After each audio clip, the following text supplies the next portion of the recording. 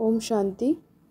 আজকের আলোচনার বিষয়বস্তু হল ব্রহ্মকুমারী ঈশ্বরীয় বিশ্ববিদ্যালয়ের 7 ডেজ কোর্সের পার্ট 15 বিভাগ 15।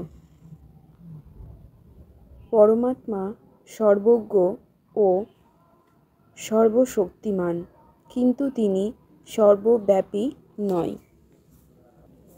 এটা খুব আশ্চর্যের বিষয় যে আজ একদিকে মানুষ পরমাত্মাকে মাতা পিতা ও পতিতপাবন বলে মানে, আর অন্যদিকে বলে পরমাত্মা সর্বব্যাপী, অর্থাৎ পায়ের নিচের পাথর, কাঁকড় প্রভৃতি এবং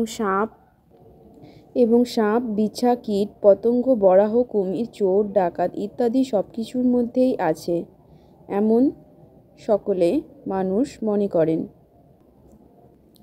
ও নিজের পরম প্রিয়, পরম পবিত্র পরম পিতাকে কথা বলা যায় যে তিনি কুকুর, বিড়াল বা সব কিছুর মধ্যে আছেন? কত বড় মর্মান্তিক ভুল ও কত বড় পাপ! যদি পরমপিতা পরমাত্মা সর্বব্যাপী হন, তাহলে তার শিবলিঙ্গের রূপের পূজা কেন হয়? যদি তিনি যত্রতত্র সর্বত্রই হবেন, তাহলে তিনি দিব্যজন্ম কিভাবে নেবেন? মানুষ তার অবতরণের জন্য তাকে ডাকেই বা কেন? কেনই বা শিবরাত্রির উৎসব পালন করা হয়? যদি পরমাত্মা সর্বব্যাপক হতেন, তাহলে গীতাজ্ঞান তিনি কিভাবে দিতেন? এবং গীতার মধ্যে লেখা এই মহাবাক্য কি করে সত্য সিদ্ধ হতো যে আমি পরম পুরুষোত্তম, আমি সেই পরম ধামের নিবাসী যেখানে সূর্য ও তারাগণের আলোকও পৌঁছাতে পারে না। এই সৃষ্টি একটি উল্টো বৃক্ষ স্বরূপ, যার বীজ আমি উপরে থাকি, অর্থাৎ পরমপিতা পরমাত্মা শিব, যিনি ওপরে থাকেন। যখনই এটা মেনে নেওয়া হলো যে পরমাত্মা সর্বব্যাপী, তখনই ভক্তি, জ্ঞান, যোগ সব কিছুই খণ্ডিত হলো। কারণ জ্যোতিষ স্বরূপ ভগবানের যদি কোনো নাম ও রূপ না থাকে, তাহলে তার সঙ্গে কোনো সম্বন্ধ, যোগ রাখতে পারা যায় না। তার প্রতি সঠিক ভক্তিও দেখানো যাবে না, তার নাম বা কর্তব্যের চর্চাও করা যাবে না। কেননা জ্ঞানের অর্থই হলো নাম, রূপ, ধাম, গুণ, কর্ম, স্বভাব সম্বন্ধ বা তার দ্বারা প্রাপ্তি ইত্যাদির পরিচয়।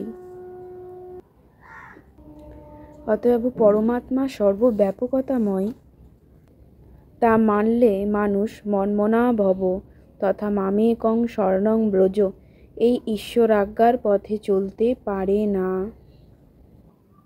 অর্থাৎ মানুষ তার বুদ্ধিতে এক জ্যোতিস্বরূপ পরমাত্মার স্মৃতি ধারণ করতে পারে না এবং তার সাথে স্নেহের সম্বন্ধও জুড়তে পারে না। তার ফলে মানুষের মন দিশেহারা হয়ে ঘুরতে থাকে। পরমাত্মা চৈতন্যময়, তিনি আমাদের পরমপিতা শিব। পিতা কখনো সর্বব্যাপী নয়। অতএব পরমপিতা পরমাত্মাকে সর্বব্যাপী মেনে নেওয়ায় সকল নরনারী যোগভ্রষ্ট এবং পতিত হয়েছে। আর সেই পিতৃদত্ত পবিত্রতা, সুখ, শান্তির উত্তরাধিকার থেকে বঞ্চিত হয়ে মানুষ দুঃখী তথা অশান্ত হয়েছে। সুতরাং ভক্তদের মধ্যে যে প্রবাদ আছে, তা থেকে এটা স্পষ্ট হয় যে পরমাত্মা ঘটে ঘটে বাস করেন, এইরূপ বিবেচনা ঠিক নয়। বাস্তবে ঘট এবং হৃদয়কে প্রেম ও স্মরণের স্থান মানা হয়। দ্বাপর যুগের শুরুতে লোকের ঈশ্বর ভক্তি অথবা প্রভুর প্রতি যথেষ্ট আস্থা ও শ্রদ্ধা ছিল। হয়তো কদাচিৎ এমন এক আধজন ছিল যে পরমাত্মাকে মান্য করত না। অতএব ওই সময়ভাবেই বিভোর ভক্তবৃন্দ এটাই বলতো যে ঈশ্বর ঘটে ঘটে বসেন, অর্থাৎ তাকে তো সবাই স্মরণ করেন, ভালোবাসেন এবং সবার মধ্যে ঈশ্বরের চিত্র অঙ্কিত হয়ে আছে ইত্যাদি।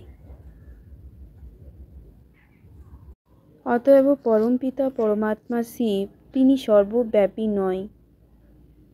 তিনি পরমধাম নিবাসী, তিনি ব্রহ্মলোকে অর্থাৎ শান্তিধামে থাকেন। ওম শান্তি শান্তি শান্তি ওম। Thank you. God bless you.